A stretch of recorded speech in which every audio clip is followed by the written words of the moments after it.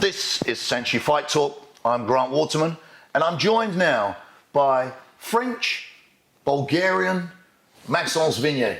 Maxence, we've spoken before. Welcome back to SENSHI. Thank you, благодаря. So, a little bit of Bulgarian there. I say French, Bulgarian. You're a Frenchman who moved to Sofia. Yeah, exactly. I moved in Bulgaria since 1 year now. And little entrepreneur.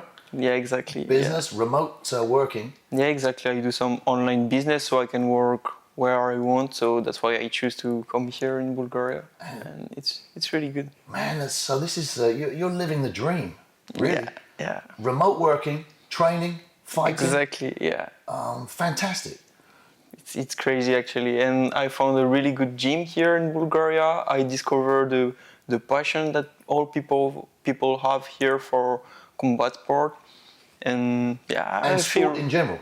Sport in general. Yeah. But when I saw the organization here, that's different than in my country actually. Even if my country is more developed, if we can say, or more rich, here the combat sport is really, really high, I think. Yeah, and you can, people outside of the Balkans and Bulgaria, which is viewed by many as such a poor country. Exactly. The opportunities to train in any sport you want, especially kickboxing, MMA, Kyokushin especially, grappling, Brazilian Jiu-Jitsu, there's everything here. And there's gyms everywhere. Yeah, 100%. Everywhere. And they really respect the fighter and all that stuff. It's nice. But some of the training is pretty hard here. It's hard, but they are smart on physical preparation.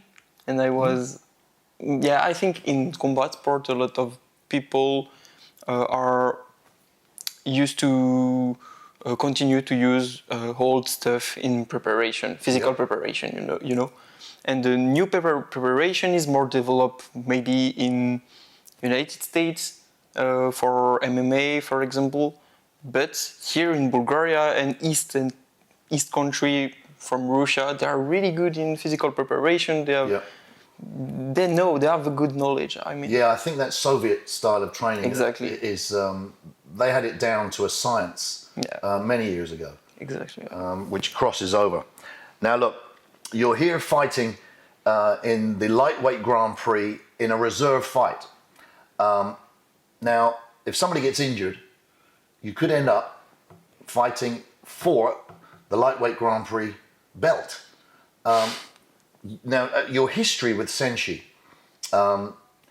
is quite exciting because you took a fight at very short notice against one of the toughest opponents who's in the lightweight Grand Prix again, Marian Lupusnianu, the Terror, who's got an incredible record, I think close to 60 fights with over 40 knockouts. But you took him the distance at short notice. An absolute war, but making your debut here as a young man and such a performance, let's forget the loss, because I think you probably learned more from that than fighting 20 times. That was crazy. So because of that, because of your ability, your willingness, and your performance, you've been invited back. And I know you're excited to come back to SENSHI. You've been on the camps. Yeah. We've spoken several times. Yeah. You're always chasing another opportunity. 100%, yeah. But you're coming back to fight in the ancient theatre, the gladiatorial arena. That's crazy. Yeah. Man, how does this feel? Yeah, I think I feel like I am on a movie, and that's crazy that they call me back. And 1 year ago, I never fight in this kind of big organization, and now I'm here. I'm so happy, and I can't wait to step in the ring. But does it overwhelm you? I mean, when you fought last time against Marian in Varna, it's a great setup, the arena, etc. This is on another level. Does it pressure you, or is it exciting? Obviously, you're going to be nervous.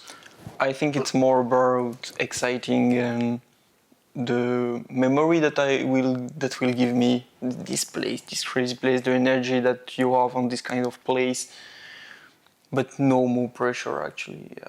No? No, You no. feed off of it. Yeah, yeah. I just want to be at that moment and feel it. I think it's just a better memory, but the monument is not a plus of pressure. Yeah. Now, let's talk about your opponent in the reserve fight. If you go through because of an injury, you could be fighting some crazily tough guys and possibly Marian Lapusniano again and get your revenge, but you take it fight by fight. Now, Kolaya from Poland, he's the SENSHI amateur Kyokushin world champion. Yeah, I saw that. Now, for me, he's fighting at under 70, but I think he should be fighting maybe at 65 if he could cut the weight. Yeah, probably he's massive, if we can say that. Yeah, like he's a huge. He have a lot of muscle, but he's short in tall. So I have to be careful. But yes, I think he's really short for this division. Yeah. Now, I mean, he's super tough. These Kyokushin guys. Kyokushin guy, yeah. And they're used to fighting in tournament-style formats. Yeah. But we take it fight by fight. Have you got a game plan here? You want to impress everyone. For sure. I have a game plan. I can't say everything, but I already did my SENSHI camp with this guy. I don't remember everything, but I remember that in boxing, I feel that I'm better. And in this domain, I think I can do something. Yeah, I remember watching you. It's interesting. A lot of the guys on the camps don't realise, but there's me, Andy Sauer, Albert Kraus, and our matchmaker, Andrian. And we're often discussing some of the guys. And you were one of the ones who really, your effort stood out. Thank you. To Andrian, our matchmaker.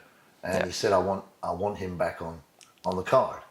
And I think, I mean, that last camp, you were on fire. But all through the whole 4 days, you just didn't stop. So your conditioning is unquestionable. Because of Bulgarian method. Because of the Bulgarian style training. If you, and the rakia. No. But honestly, I think the cardio, what we call cardio during the fight, is a little overrated, sorry. It's more about technique, and you mind to don't use too much energy, and the technique that you put on your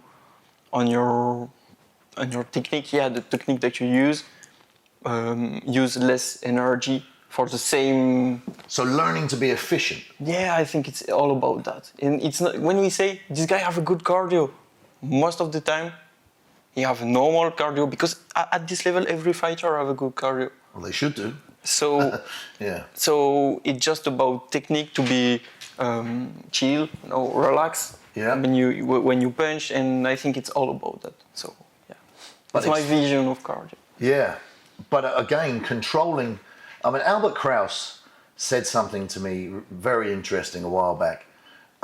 When I was asking him about going into, if a fight is a draw at the end of 3 rounds in kickboxing, it will go an extra round.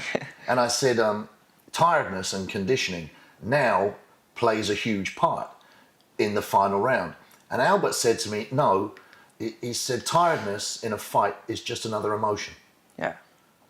And I was like, and he comes out with these simple things. And I was like, man. And I know that, I mean, I was a great fighter in the gym. And then when I stepped in the ring, my cardio was non-existent. And that was emotions. But how does a young man, how do you get around this? Oh, it's practice, I think. Because I fight since I'm in competition, since I am 11. Uh-huh. And so when 13 years. Yeah. And I started since my first year's competition. I started by Sanda, Chinese boxing. Yeah. And if I add all the fight, I don't know how many fights because I was so little, and I did like 10 fight by years since I'm 10, 11. So Yeah. by the experience, I think you have less emotion, but I still have pressure, of course. And if you're getting punched in the face, Yeah, it can also sure. take it out of you. But that's the experience teaches you how to deal with that as well. Yeah, I when, think when you're because under fire. yeah, I think because when you're on the training, you don't have pressure. So if you fight 100 times, probably that you feel as training more, so you feel less stress. That's my theory. So that's why people who did a big amateur career have less stress and a lot of practice, and that help them a lot to be better on the ring. Yeah, and there's a lot of guys now. I always try and tell people to don't rush things because everybody wants to, especially in MMA, they want to turn pro and fight in the UFC at 1 year after they've started training. I'm going to be the world champion. But like you say, getting those foundations. Exactly. Take some experience before to go on the UFC on big leagues. Yeah. It's a good thing, especially in MMA. But by the time the amateur circuit Yeah. was not so developed. So maybe that's why yeah, MMA good fighter go straight to professional. And now it's more developed in my country. So developed since like 5 years. Before there was nothing. Well, it was illegal. It was illegal in France. Yeah. Professional MMA. Yeah. There is a big league now Yeah. for France. But France is crazy as well because I think heavyweight boxing was not allowed until recently. No, MMA. No, I'm sure there was some funny rules around boxing, kickboxing, and Muay Thai. Well, some weird things, and MMA. But now it's opening up. There is a rule in France. Maybe you mean that there is the elbow protection for Muay Thai, but normally I think. They think they're so handsome that they don't want to get Exactly. cut or something. That's why.